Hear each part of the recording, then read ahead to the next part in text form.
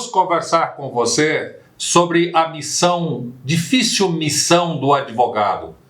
Do advogado, em especial criminalista, o advogado que se desdobra para fazer a defesa do acusado, que, segundo, é um sofrimento para a sociedade. Por quê? Porque houve uma desgraça, houve um homicídio, uma pessoa faleceu, uma pessoa foi ceifada a sua vida e a outra levada a ser julgado no tribunal do júri.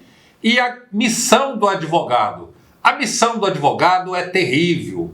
É terrível por quê? Porque ele tem que se autocolocar numa posição equilibrada, uma posição de um status de que não vá deixar-se levar por emoção, pela emoção social, pela emoção da família da vítima, do sofrimento que a família da vítima traz para dentro do plenário do júri.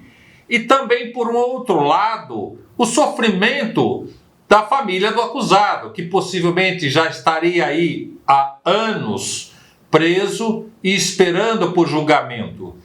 Agora, hoje eu gostaria de tratar com você sobre um fato que realmente chama muito a atenção de uma colega nossa de uma coragem incomensurável, uma colega que teve a sua família, ou seja, os seus entes queridos, faleceram porque um funcionário matou o marido e matou o seu filho. E este funcionário foi a julgamento. E ela, como mãe e esposa, se prontificou a fazer o tribunal do júri. Imaginem, senhores, o que é o profissional do advogado.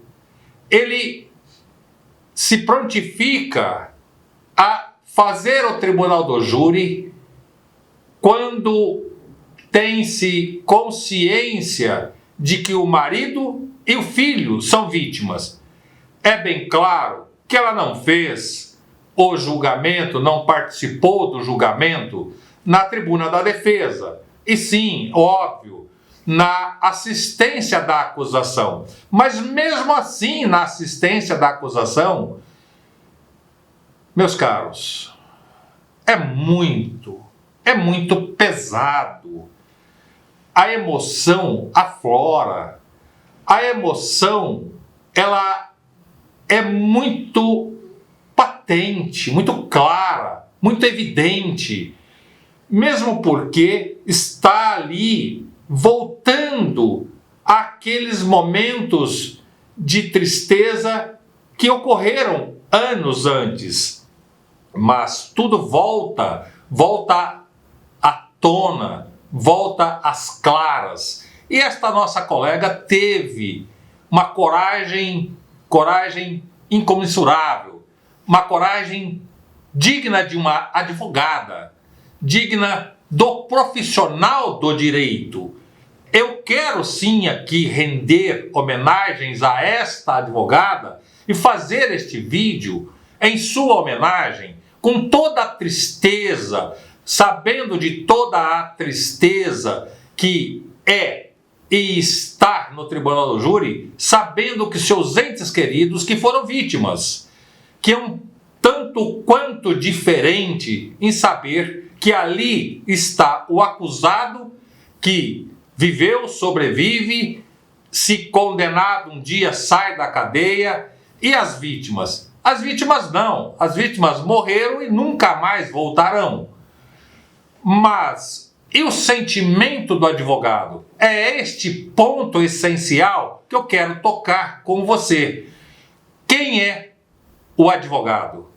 Quem é a advogada? Quem é este profissional, este criminalista ou não criminalista, mas se prontifica a fazer um tribunal do júri?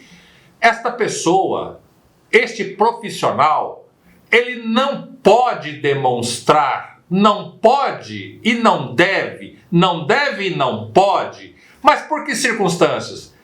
Por circunstâncias profissionais, por circunstâncias que vai fazer com que ele se saia bem naquele julgamento, naquele todo aparato de julgamento que está sendo realizado, e é um julgamento público, com uma solenidade pública.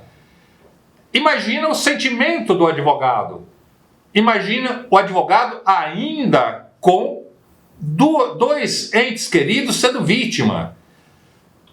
É aí que eu quero fazer uma divisão de sentimento. Divisão de sentimento pessoal, da emoção natural do ser humano. O advogado não pode ter este sentimento natural de emoção. Ele pode, assim, ter a sua emoção como profissional. Ele pode, sim, ter a sua emoção como pessoa física. Mas, como profissional, ela não pode misturar, sob pena do advogado não ter sucesso, ou sucesso desejado, naquele instante que ele se presta como profissional no tribunal do júri. E foi o que a nossa colega fez ao dizer que foi o pior júri da sua carreira. Eu até acredito sim que tenha sido o seu pior júri, em razão da circunstância, em razão da emoção da pessoa física, mas não da pessoa profissional do advogado, que ela teve que se segurar e se segurou com galhardia, se segurou como profissional que é. É óbvio que, por certo, depois do júri, depois de realizada a sessão do tribunal do júri, ela deve ter se desmontado, por certo, e com todas as razões, porque ali ela estava na assistência da acusação, auxiliando o Ministério Público para que levasse o desafeto, ou seja, o acusado que matou o seu marido e seu filho fosse condenado. Mas esta condenação não por vingança, e sim por direito, que esta pessoa deva sim ser condenada e passar um tempo lá segregado à sua liberdade para refletir o ato. Será que seria um ato impensado ou um ato de perversidade? Um ato em que ele praticou o crime pensando simplesmente num ato de ceifar a vida de duas pessoas. Não quero aqui entrar na circunstância e na motivação por que fez isto, porque ele matou as duas pessoas. Sabemos sim que a motivação não é nada plausível para que ele tivesse chegado a este ponto de ter matado as duas pessoas.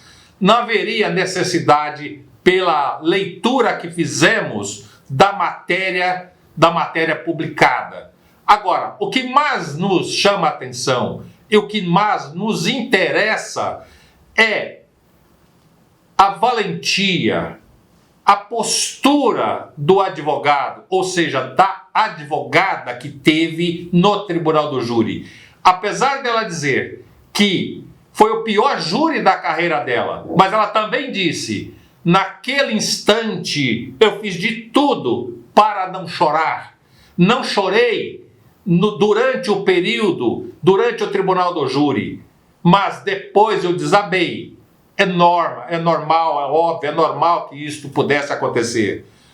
O que quero deixar aqui bem claro para todos é que o advogado não tem a mesma emoção natural da sua pessoa física. Não pode esboçar e não esboça como profissional que é, o seu sentimento de pessoa natural.